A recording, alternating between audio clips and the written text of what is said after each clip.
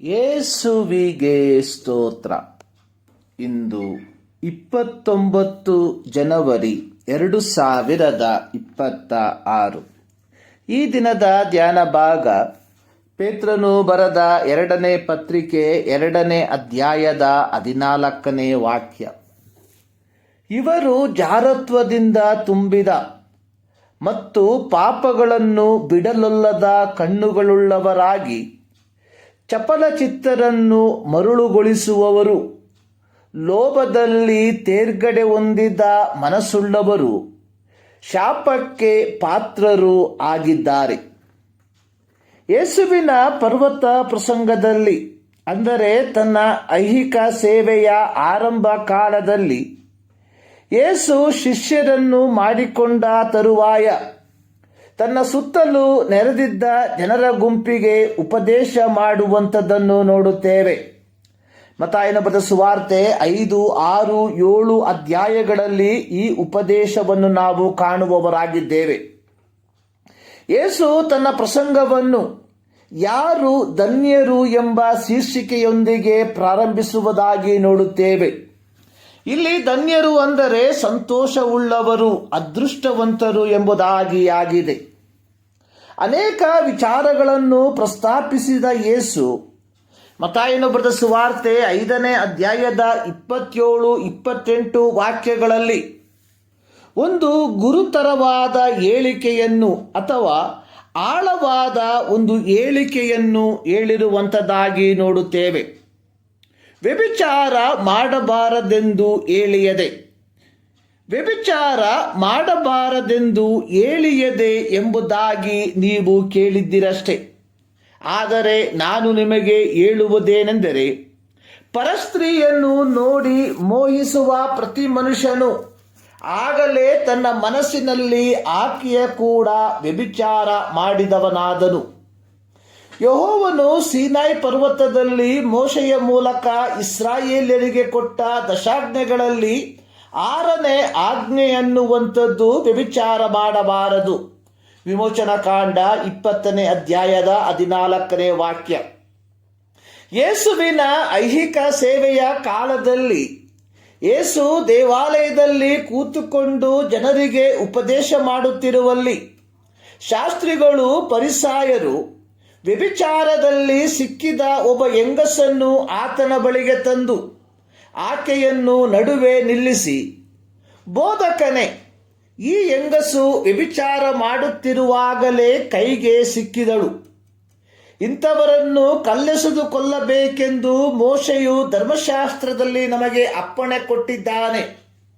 ಈಕೆಯ ವಿಷಯದಲ್ಲಿ ನೀನು ಏನು ಹೇಳುತ್ತಿ? ಯೇಸು ಅವರಿಗೆ, ನಿಮ್ಮಲ್ಲಿ ಪಾಪವಿಲ್ಲದವನು ಯಾರೋ ಅವನು ಮೊದಲು ಆಕೆಯ ಮೇಲೆ ಕಲ್ಲನ್ನು ಹಾಕಲಿ ಎಂದು ಹೇಳಿದನು. ಈ ಮಾತನ್ನು ಕೇಳಿ ತಾವೇ ಪಾಪಿಗಳೆಂದು ಮನಸ್ಸಿನಲ್ಲಿ ತಿಳುಕೊಂಡು ಹಿರಿಯರು ಮೊದಲುಗೊಂಡು ಕಿರಿಯರವರೆಗೂ ಒಬ್ಬರ ಹಿಂದೊಬ್ಬರು ಹೊರಗೆ ಹೋದರು. ಯೋಹಾನನು ಬರೆದ ಸುವಾರ್ತೆ 8ನೇ ಅಧ್ಯಾಯದ 1ರಿಂದ 11 ವಾಕ್ಯಗಳಲ್ಲಿ ಇದರ ಪೂರ್ಣ ಚಿತ್ರಣವನ್ನ ಕಾಣಬಹುದು. ಯೇಸುವಿನ ಸಂಗಡ ನಿರಂತರವಾಗಿ ಪ್ರಯಾಣಿಸುತ್ತಿದ್ದ ಪೇತ್ರನು ಯೇಸು ಹೇಳಿದಂತಹ ಗುರುತರವಾದ ಹೇಳಿಕೆಯನ್ನು ಕೇಳಿಸಿಕೊಂಡವನಾಗಿದ್ದನು. ಯೇಸುವಿನ ಸಂಗಡ ನಿರಂತರವಾಗಿ ಪ್ರಯಾಣಿಸುತ್ತಿದ್ದ ಪೇತ್ರನು ಯೇಸು ಹೇಳಿದಂತಹ ಗುರುತರವಾದ ಹೇಳಿಕೆಯನ್ನು ಕೇಳಿಸಿಕೊಂಡವನು ಹಾಗೂ ದೇವಾಲಯದಲ್ಲಿ ನಡೆದ ಸಂಗತಿಗಳನ್ನು ಕಣ್ಣಾರೆ ಕಂಡವನು ಆಗಿದ್ದನು. ಹೀಗಿರಲಾಗಿಯೇ ಆದಿಮ ಸಭೆಯಲ್ಲಿ ಕಳ್ಳತನದಿಂದ ಉಕ್ಕಿದ ದುರ್ಬೋಧಕರನ್ನು ನೋಡಿ ಪೀಡನೆಗಳ ಮೂಲಕ ಹಾದು ಹೋಗುತ್ತಿರುವ ದೇವಜನರಿಗೆ ಪ್ರಬೋಧಿಸುವಂಥದ್ದು, ನಿಮ್ಮಲ್ಲಿ ಕಳ್ಳತನದಿಂದ ಒಕ್ಕಿರುವ ಆಧ್ಯಾತ್ಮಿಕತೆಯ ಸೋಗನ್ನು ಧರಿಸಿಕೊಂಡಿರುವ ಆಧ್ಯಾತ್ಮಿಕ ವಂಚಕರು, ಯಾವುದೇ ಸ್ವಯಂ ನಿಯಂತ್ರಣವಿಲ್ಲದ ಅಥವಾ ಯಾವುದೇ ನೈತಿಕತೆಯನ್ನು ಹೊಂದಿಲ್ಲದ ಸ್ವಯಂ ನಿಯಂತ್ರಣವಿಲ್ಲದ ವ್ಯಕ್ತಿಗಳಾಗಿದ್ದಾರೆ. ಇವರು ಮಹಿಳೆಯರನ್ನು ಕೇವಲ ಭೋಗದ ವಸ್ತುವನ್ನಾಗಿ ಮಾತ್ರ ನೋಡುವವರಾಗಿದ್ದಾರೆ. ಕನ್ನಡ ಭಾಷೆಯ ಒಂದು ಪ್ರಸಿದ್ಧ ಗಾದೆ ಮಾತು ಇಂತಿದೆ. ಕನ್ನಡ ಭಾಷೆಯ ಒಂದು ಪ್ರಸಿದ್ಧ ಗಾದೆ ಮಾತು ಇಂತಿದೆ. ಕೋತಿ ತಾನು ಕೆಡದಲ್ದೆ ವನವನ್ನೆಲ್ಲ ಕೆಡಿಸ್ತಂತೆ ಎಂಬ ಗಾದೆಯ ಮಾತಿಗೆ ಅನುಗುಣವಾಗಿ ಈ ದುರ್ಬೋಧಕರು ಚಂಚಲ ಮನಸ್ಸುಳ್ಳವರನ್ನು ಅಥವಾ ದುರ್ಬಲ ಮನಸ್ಸುಳ್ಳವರನ್ನು ಹಾಗೂ ಹೊಸದಾಗಿ ಕ್ರೈಸ್ತತ್ವಕ್ಕೆ ಬಂದಂಥವರನ್ನು ತಮ್ಮ ಜೀವನ ಶೈಲಿಗೆ ಆಕರ್ಷಿಸುವಂಥವರು, ಅವರನ್ನು ಶೋಷಣೆ ಮಾಡುವಂಥವರು ಆಗಿದ್ದರು. ಈ ದುರ್ಬೋಧಕರು ಸೈತಾನನ ಏಜೆಂಟ್ಗಳಾಗಿದ್ದು ಅಥವಾ ಪ್ರತಿನಿಧಿಗಳಾಗಿದ್ದು ಅವರು ಪಾಪಕ್ಕೆ ಗುಲಾಮರಾಗಿದ್ದಾರೆ. ಇಂಥವರನ್ನು ಪೇತ್ರನು ಶಾಪಕ್ಕೆ ಪಾತ್ರರು ಎಂದು ಕರೆಯುವವನಾಗಿದ್ದಾನೆ. ಪೌಲನು ಗಲಾತ್ಯ ಸಭೆಗೆ ಪತ್ರಿಕೆಯನ್ನು ಬರೆದಿರುವಾಗ ಅಲ್ಲಿ ಹೇಳಿರುವಂಥದ್ದು, ಧರ್ಮ ಗ್ರಂಥದೊಳಗೆ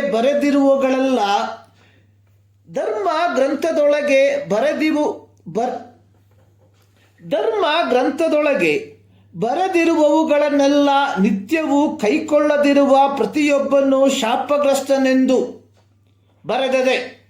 ಹೀಗಿರಲಾಗಿ ಪ್ರೀತಿಯ ದೇವಜನರೇ, ದುರ್ಬೋಧಕರು ಮಾತ್ರವಲ್ಲ, ನಮ್ಮ ದೈನಂದಿನ ಜೀವಿತದಲ್ಲಿ ದೇವರ ವಾಕ್ಯಕ್ಕೆ ಅನುಸಾರವಾಗಿ ನಾವು ನಡೆಯದೆ ಹೋದರೆ ನಾವುಗಳು ಸಹ ಶಾಪಗ್ರಸ್ತರಾಗುವುದಕ್ಕೆ ಸಾಧ್ಯತೆ ಇರಲಾಗಿ ನಮ್ಮ ಈ ಭೂಪ್ರಯಾಣವನ್ನು ಭಯಭಕ್ತಿಯಿಂದ ಜೀವಿಸುವಂಥವರಾಗಿರುವ ಈ ಮುಂಜಾನೆಯಲ್ಲಿ ಸರ್ವಶಕ್ತನಾದ ದೇವರು ಈ ಅಧ್ಯಯನದ ಮೂಲಕ ನಿಮ್ಮನ್ನು ಆಶೀರ್ವದಿಸಲಿ.